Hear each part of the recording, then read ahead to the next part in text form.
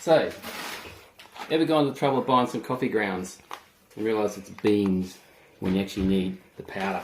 So what we're going to do is crack it open. We're going to use the Ninja.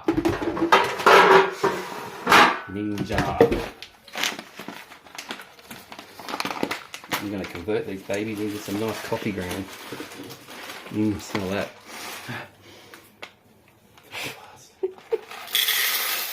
I'm going to do half at a time. Just give it a chance to thump itself down. Okay, this bit's going to be noisy, so block your ears, anyone.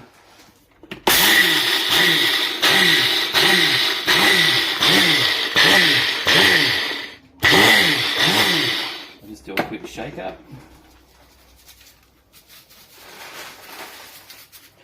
Do it one more time. And again.